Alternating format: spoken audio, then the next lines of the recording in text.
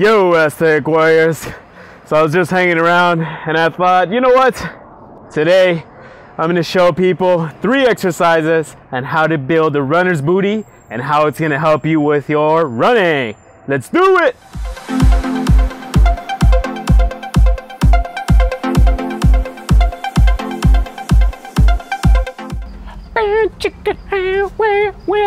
All right, guys, today we got 3 exercises for you to build that nice runner's booty. Now, here's the thing, guys. A lot of people, when they get into running, they actually underuse their butt. So these 3 exercises are great if you want to be able to build up a nice butt so that, you know, when you pass somebody and they're just like, but at the same time, so you actually are a better runner. Now, when you're actually going into your running stride, or actually what I'll do is I'll actually show you a demonstration. Now, what you'll see that happens as you're running here is that when you're coming back, every time your leg is pulled back, your thigh goes behind your body.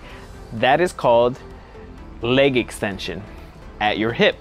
Now, what tends to happen is if your leg does not extend properly, you kind of have either you're shuffling or you're overreaching with your foot.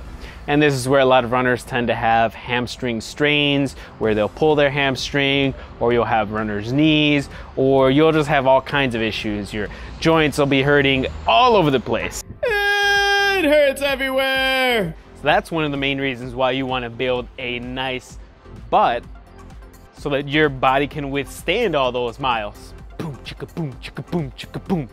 All right, let's jump into the 3 exercises.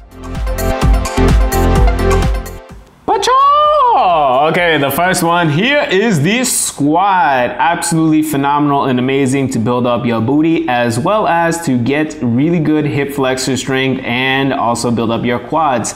First few shots here are just going to be showing you the setup. So what I'm doing here is lining up my hands evenly, getting the bar and that upper part of the shoulders or the traps, that's your meaty part. And then afterwards, what you'll see here is that I'm pinching the shoulder blades, and as I walk it out, I pretty much get a little bit wider than shoulder width stance with your toes slightly pointed outward. Now, here we're going into the actual squat. Again, I'm going to show you from a couple different angles, and the absolute goal is always get your thighs parallel to the ground. Now imagine that as you're coming down and then pushing back up, you're pushing the ground away. That way you're able to put some weight into your heels as well. So this is what I was talking about, getting to parallel or slightly below parallel. That way you'll get the most activation out of your glutes and your quads. Also, imagine that you have an imaginary wall about 1 foot behind you and you're trying to reach your butt back to touch that wall. So if you see, my knees really aren't traveling that far forward, because what tends to happen is you see people when they're squatting where their knees are just going way too far forward. It's like, oh sweet Jesus, you're gonna bust something up and it's not gonna be pretty. So as a result, what you wanna do instead is point that butt back. I mean, here you can see it. Oh man, I'm dropping it like it's hot. Woo, spank that booty right there. No, I'm just kidding. All right, so I am getting nice and back, and here this is just showing you that final angle of making sure you're going nice and deep, always keeping that chest tall. Another final pointer with this one too is you want to make sure at the top you take a deep breath in, keeping that hold of that breath, and exhaling as you're going up. So here, I'll go over it. So inhale, and then afterwards hold it, and then start exhaling as you're going back to the top. That'll really help you so that your back stays nice and straight. Otherwise, it's gonna round out, and then your lower back's gonna be going, F you, why'd you do that? So first great exercise here, now you know it, the squat. Deadlifting time! Favorite exercise of all time. What you're doing here is you're getting your butt nice and back. Just imagine like the squat or the deadlift, you get your butt back to that imaginary wall so you get a good stretch in your hamstrings so that you're nice and powerful for your lift off. One hand over, one hand under, and then same thing applies with the deadlift, just like the squat. You want to keep your chest nice and tall, push the ground away so you're a little bit more of your weights into your heels so you're explosive off the ground, and always keep the bar right up against your shins. If you keep that bar a little bit farther from your body, what's going to happen is you're going to put strain on your lower back, and yeah, let's just say I might see you in the hospital in a few days. that also leads into the next point of keeping your back nice and flat. Don't let your upper back or lower back round out. One of the keys to help you to not round your upper back is imagine you're squeezing a lemon with your armpits. This will really help keep your upper back nice and rigid so that, again, I'm not seeing you in the ER tomorrow, okay?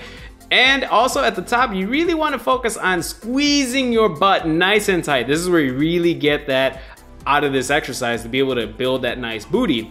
I mean, just look at that. Oh, you could crack a walnut with those cheeks right there. Ha ha! Now, the thing with the deadlift that's different from a squat is that the deadlift, you're more so focusing on your hamstrings, back of your legs, and your glutes, whereas squat is your quads and your glutes, or the front of your legs and glutes. The squat, you're bending more at the knees, whereas the deadlift, imagine it like a hinge that you're bending at the hips. Absolutely amazing to build a great booty so you can have great leg extension so that you're not hurting yourself as you're running and you just build a badass booty. Oh yeah!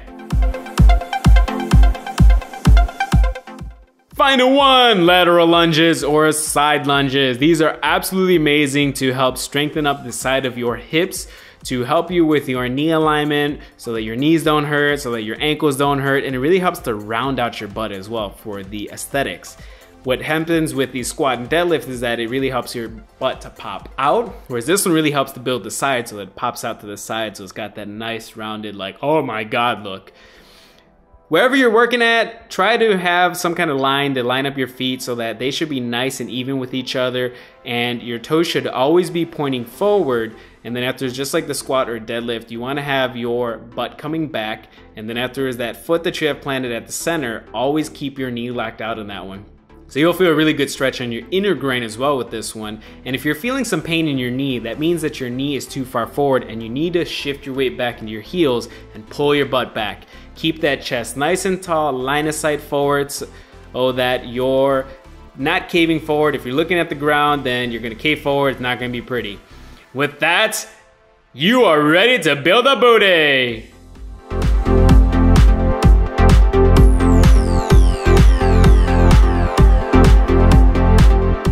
Okay guys, and those are the 3 exercises that I had for you today, so you can build that nice, beautiful, bodacious runner's booty where everyone's eyes are going, oh!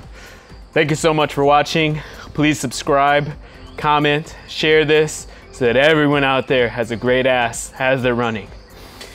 Why I'm holding this heavy ass piece of concrete, I don't know. I just thought it'd be cool to have it in the shot. Yeah.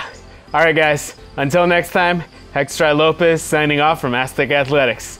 Woo!